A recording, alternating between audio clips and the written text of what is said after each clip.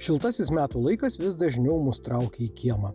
Ypač po žiemos norisi mėgautis bundančią gamtą, savaitgaliais ar ilgesniais vakarais terasoje jau ir kepsnių sezoną atidaryti, tačiau būtent pavasaris yra ir tas metas, kai puikiai pamatai, ko terasoje ar kieme trūksta. Jeigu pasigedote natūralumo, jaukumo ir šilumos, tai šis pasakojimas kaip tik jums. Su medžiu žaidžiame jau daugiau negu 10 metų, o deginta mediena atsirado ne taip seniai, bet atliepiant klientų poreikius. Kadangi medis kaip medžiaga yra tradicinė ir su ja dirba mūsų protėviai, seneliai, tai tą tradiciją norisi puoselėti ir perduoti ateities kartom. Bet žinoma, nepamirštant šiuolaikinių klientų poreikių ir įterpiant inovacijas, inovatyvias technologijas, kad tas gaminys taptų ilgamžiškesnis, įdomesnis ir patrauklesnis šių dienų klientui.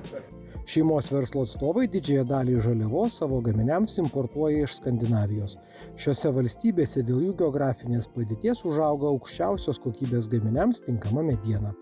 Tie, kas vertina natūralumą ir kokybę, supras, ką reiškia ne tik medienos tankis, bet ir pats kiekvieno gaminio raštas.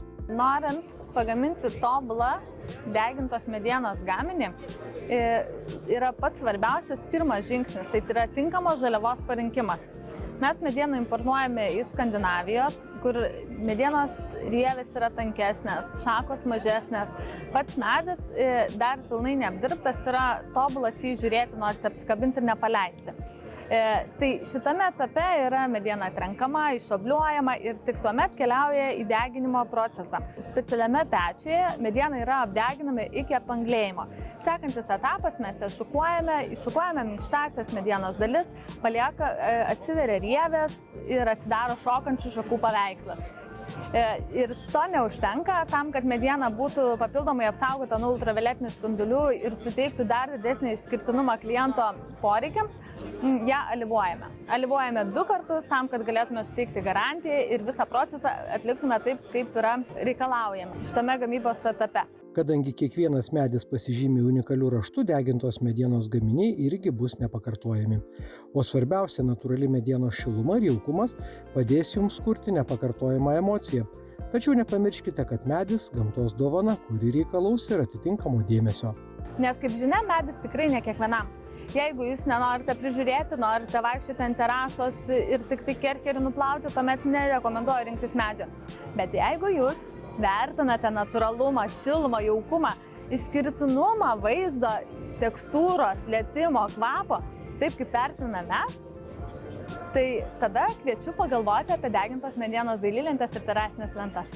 Labai solidžiai atrodančios ir ne vieną dešimtmetį jūs estetiškai sprendimais džiuginsiančios degintos medienos lentos ar įvairūs gaminiai tikrai yra unikalūs ir nepakartojami.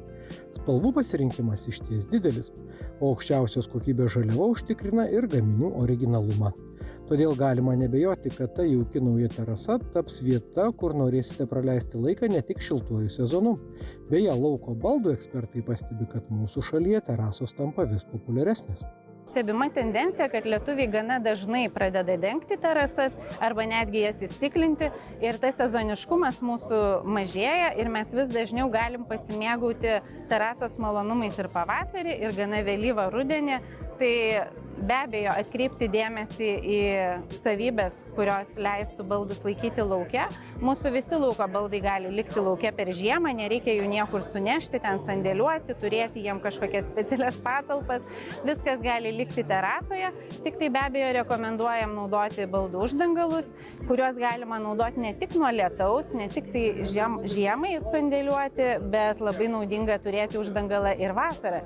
Kaip žinia, turime žydėjimo sezonus, kai pilna viskas nuklota gražiai žiedadulkėmis, tai baldų uždangalai padeda tiesiog mums apsaugoti baldų minkštąsias dalis, na ir šiaip, kad nereikėtų jų dažnai plauti, valyti ir panašiai. Lauko pramogų sezonas tikrai prasideda, todėl jeigu dar neturite terasos, apsvarstykite ne tik jai ir jūsų aplinkai tinkančias medžiagas, bet ir dydžius.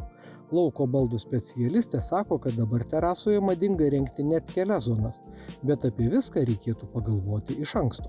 Jeigu mes renkamės pietų stalą, susižiūrėti matmenis terasos, susižiūrėti, kad atsistumus su kėde ar foteliu nenukristumėm atbuli nuo terasos.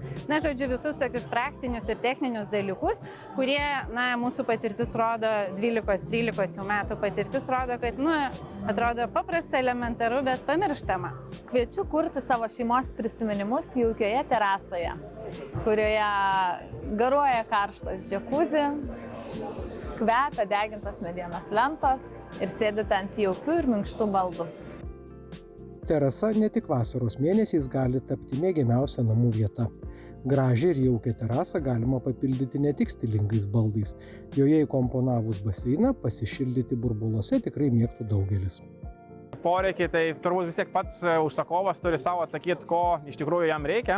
Ir jeigu kalbėti apie masažinius baseinus, tai šio masažinio baseino kaip įrenginio privalumas, tai jis yra kaip baldas. Vienu žodžiu, jeigu jūs šiandien sugalvojot, kad jūs dėl to jūsų šeimai, jūsų vaikams reikia šilumos kieme, tarkim šaltą, dar vis žiemišką pavasario dieną, tai jums iš esmės nieko nereikia. Jūs atsivedate elektros kabelį, atvažiuojat pas mus, įsigyjat baseiną, statote jį ant tvirto pagrindo, tai ar tai bus terasa, ar tai bus betoninės trinkelės ir su žarna galite prisileisti vandens, išleisti gali tiesiai ant pievos, vadinasi kažkokių specialių komunikacijų, sudėtingų įrengimų jam nereikia, reikia tik elektros laidų. Terasai tai yra patogus sprendimas, kadangi galima jį įsirengti ir galutiniai namo statybos stadijai, kai nėra atvesti jokie vamzdynai, kurių tikrai būtinai reikia baseinui, bet lygiai taip pat tai vis tiek mes tą terasą įsivaizduojam zoną, kurioje ilsimės, kurioje leidžiame su šeima vakarus, tai būtent šis įrenginys ir yra tam relaksui, tam atsipalaidavimui, kur galbūt atsisėdus burbuluose, pasėmus kažkokio gėrimo taurę,